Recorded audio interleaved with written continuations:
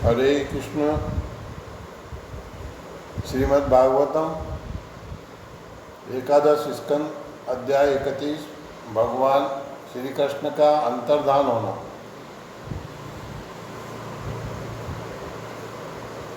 श्री सुखदेव गोस्वामी ने कहा, तब ब्रह्मा जी, शिव जी, उनकी प्रेयसी भवानी, मुनियों, प्रजापतियों तथा इंद्रादि देवताओं सहित प्रभास आए।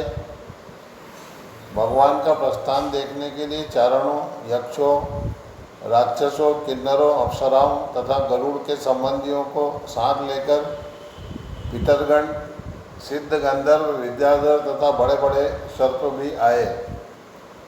आते समय वे सभी व्यक्ति भगवान शौरी के जन्म तथा लीलाओं का कीर्तन और उनकी महिमा का गायन कर रहे थे।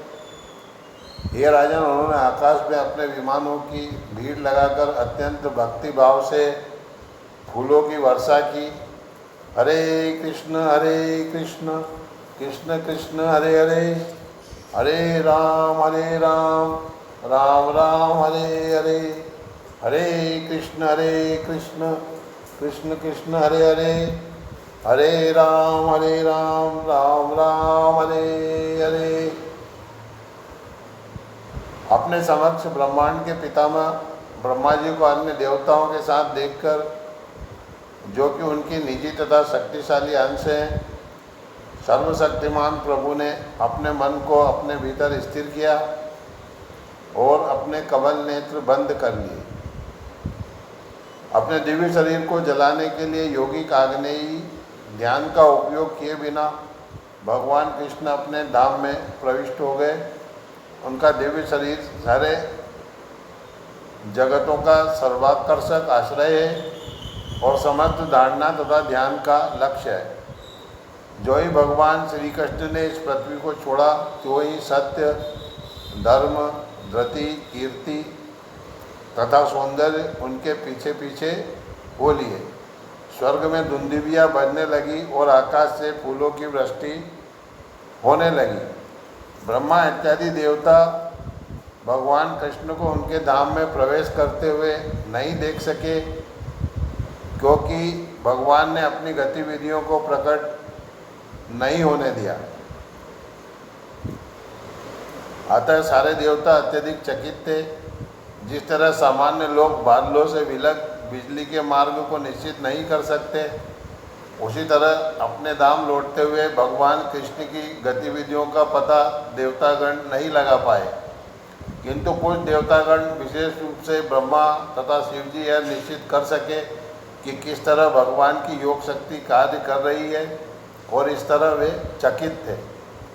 सारे देवताओं ने भगवान की योग शक्ति की प्रशंसा की और तब वे अपने अपने लोक को लौट गए। हे राजन, तुम जान लो कि भगवान का प्राकट्य तथा उनका अंतर्धान होना, जो देहधारी बद्ध जीवों के ही सदृश होते हैं, वास्तव में उनकी माया शक्ति द्वारा अभिनीत खेल है, जैसा कि कोई अभिनेता करता है। वे इस ब्रह्मांड की सृष्टि करके उसमें प्रवेश करते हैं, कुछ काल तक उसके भीतर खिलवाड़ करते हैं और अंत में समेट लेते हैं। तब भगवान विराट जगत के सारे कार्यों को बंद करके अपनी दिव्य महिमा में स्थित रह जाते हैं। भगवान कृष्ण अपने गुरुपुत्र को सशरीर यमराज के लोक से वापस ले आए, और जब तुम अश्वत्थामा के ब्रह्मा द्वारा जला दिए गए थे, तो उन्होंने परम रक्षक के रूप में तुम्हें भी बचाया। उन्होंने मृत्यु के दूतों को भी मृत्यु देने वाले शिवजी को युद्ध में परास्त किया और जरा शिकारी को मानव शरीर में वैकुंठ भेज दिया। क्या कभी ऐसा पुरुष अपनी रक्षा करने में असमर्थ हो सकता है? असीम शक्तियों के स्वामी भगवान कृष्ण असंख्य जीवों की उत्पत्ति, पालन तथा संहार के एकमात्र कारण होते हुए भी इस जगत में अपने शरीर को अब और अधिक नहीं रखना चाहते थे। इस तरह उन्होंने आत्मस्थ लोगों को गंतव्य दिखलाया और यह प्रदर्शित किया कि इस मृत्यु जगत का अपना कोई मूल्य नहीं है। जो व्यक्ति नियमित रूप से प्रातःकाल भगवान कृष्ण के दिव्य तुरोधान तथा उनके निजी धाम लौटने की महिमा का भक्तिपूर्वक कीर्तन करता है, वह निश्चय ही उसी परम पद को प्राप्त करेगा। द्वारका पहुँचते ही दारुक वसुदेव तथा उग्रसेन के चरणों पर गिर पड़ा और भगवान कृष्ण की छवि पर शोक करते हुए अपने आंसुओं से उनके चरणों को भिगो दिया। दारुक ने वैष्णवों के पूर्ण विनाश का वृत्तांत कह सुनाया और हे परीक्षित, यह सुनकर लोग अपने हृदयों में अतीव किम कर्तव्य मूड और शोक से स्तंभित हो गए। वे कृष्ण के विछोह से विवल अपना सिर पीटते उस स्थान के लिए जल्दी जाने लगे जहाँ उनके संबंधी मृत पड़े थे।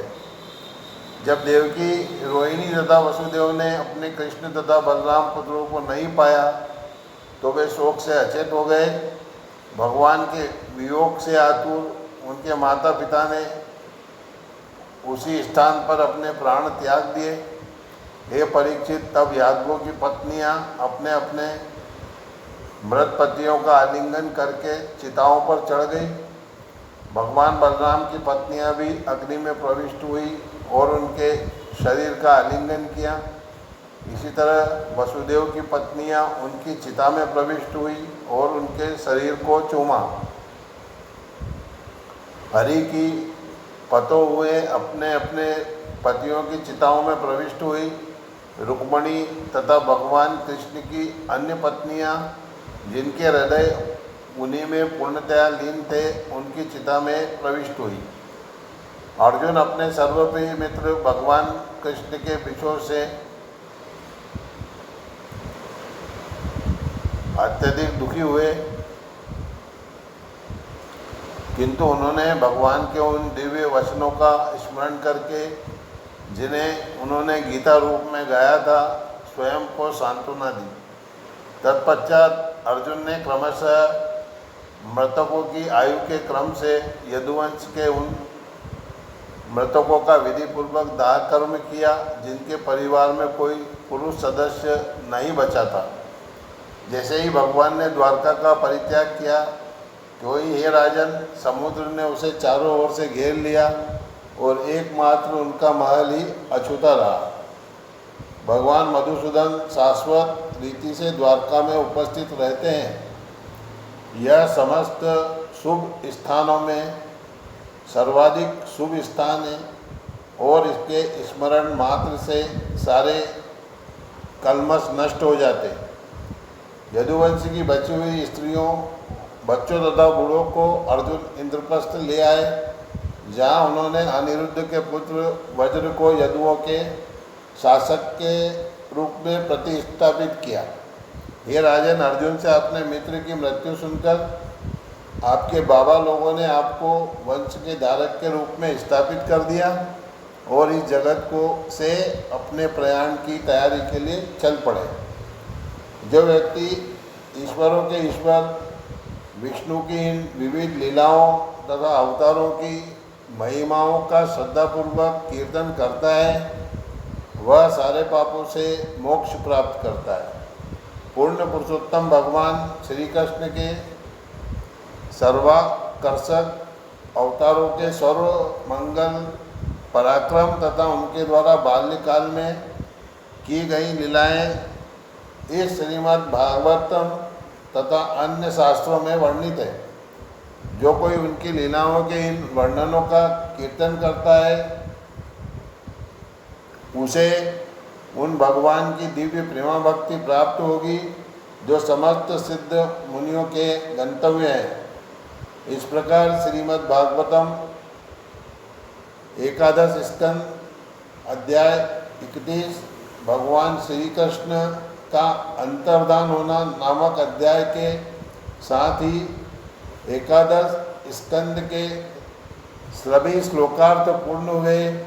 हरे कृष्ण कृष्ण कृष्ण हरे हरे, हरे राम राम राम हरे हरे, हरे कृष्ण कृष्ण कृष्ण हरे हरे, हरे राम राम राम हरे हरे, हरे कृष्ण कृष्ण कृष्ण हरे हरे, हरे राम राम राम हरे हरे, हरे कृष्ण।